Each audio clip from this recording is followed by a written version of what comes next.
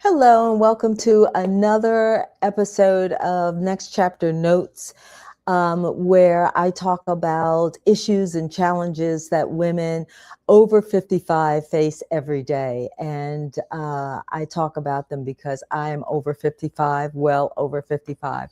And I feel like there's a space for women like me to come together and talk about the challenges that we face. Today, I'm talking about what it's like to come back to you. Does that sound strange? Someone asked me some time ago, how am I doing? And I said, great, because I'm coming back to me. And I don't know if you know what that means, what that phrase means. But once I go through what I'm talking about, I think you'll understand it better. Before we jump into this, let me just say that I'm trying out a lot of new technical stuff. So if things look a little bit different, that's because I'm experimenting. Let me experiment with one more thing. I forgot to turn the TV down. Okay. Okay. So for those of you who are joining me and have supported me before, hey, thank you for your support. For those of you who are new, I'm Constance Howard. I'm an executive coach for women who are 55 and older. Women who go through that 3 a.m. moment, that moment where you wake up and you think, wow, I've got all these responsibilities and expectations, and I have a to-do list that is huge, but I'm not on it. I'm nowhere in the life that I am leading right now. And I help women get from that point to the life that they want. And that was me for a long time. So if that sounds anything like you, reach out to me and I'll be happy to follow up with you. Today, we're talking about coming back to you.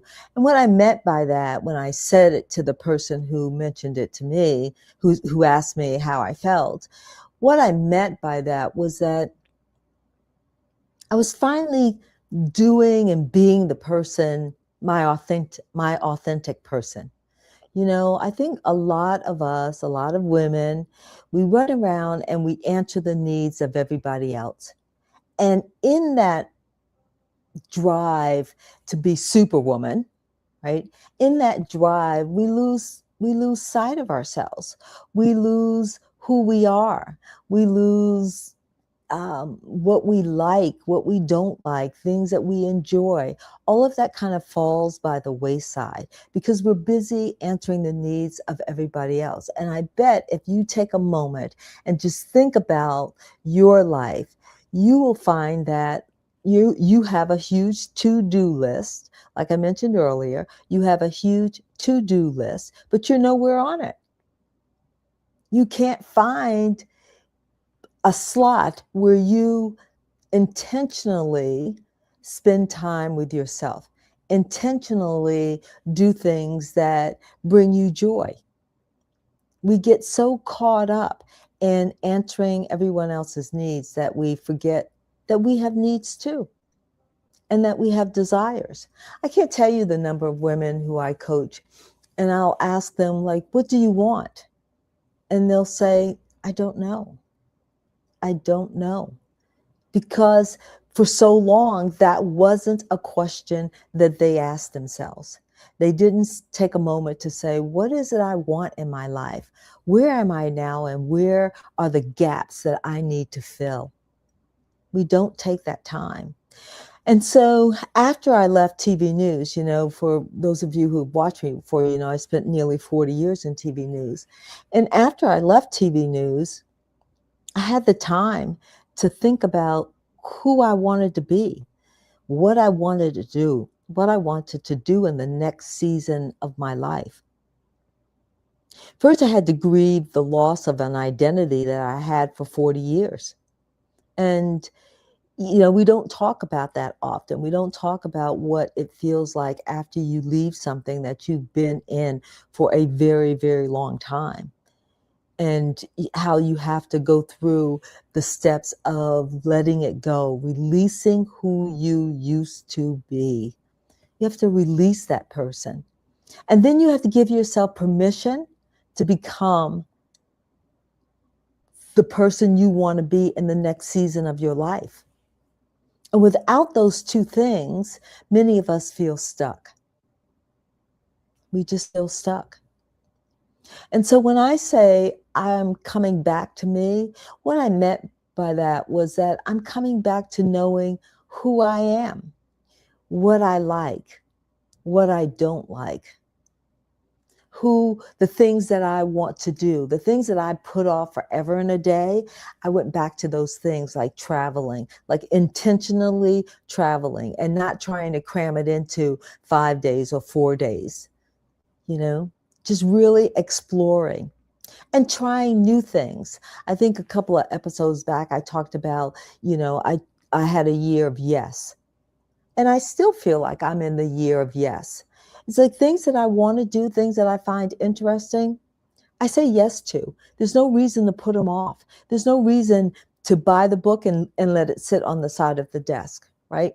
Sit on the side of your bedstand. I say yes to all of those things.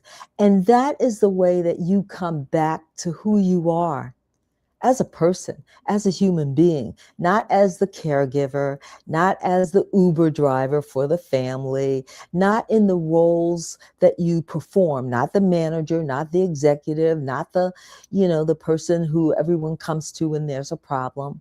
No, you need time to come back to you and just be you. Every year on my birthday, my sister will ask me, what do I want to do? And it's the same answer every year. I want to be with me. I want to take time to just celebrate me. Take time to see where I am and where I want to go.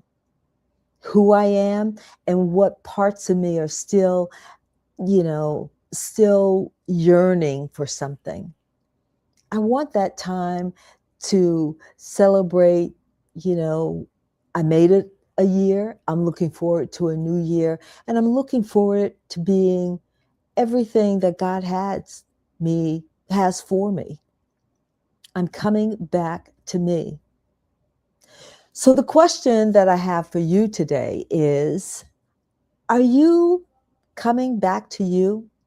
Do you feel like there are things that you want to do and explore, things that you've put off that you finally want to do? Are there things that you want to identify for yourself and for no one else? Things that you want to experience?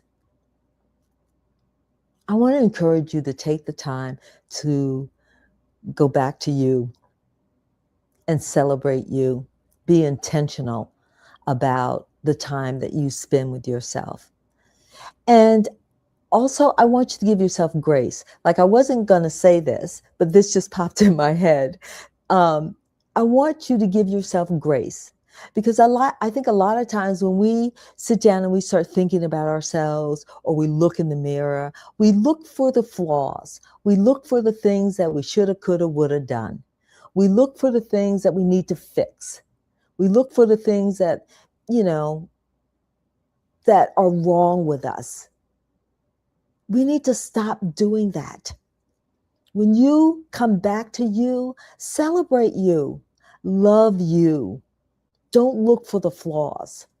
Don't look for the areas where, oh my gosh, it doesn't measure up to whoever on Facebook. Don't think about, oh, I have that size X dress in the closet that I still can't fit into. Let all of that go and just come back to who you are. Sometimes I say it's like coming back home. Come back home to yourself, where you feel most comfortable, most loved, where you feel warm and accepted, where there's no judgment. That's what you want to come back to. Try that for just a day and see how it feels. See how it feels. I do prayer and meditation in the morning, and I added something a friend of mine mentioned that her son does. He spends 30 minutes lying on a yoga mat with his eyes closed, and all he does is visualize the things that he wants. And I want to encourage you to try that. Visualize the woman you are, not the woman who needs to lose weight or gain weight, not the woman who needs to whatever. Think about the woman you are becoming. Think about the woman who has carried you all these years. Give her grace and give her love, and then come back home to her as well. When you open your eyes and your visualization ends, come back home to her. Okay, that's our episode. If it resonated with you, go to the comment section and leave some comments. I would love to hear from you. If you want a one-on-one chat, leave that information in the chat as well, and I will follow up. And click the I can't talk today. Click the subscribe button and hit the bell so you'll be notified when any new videos are posted. And share this with a friend. And next time, bring a friend. Thanks, everybody, and I'll see you next week.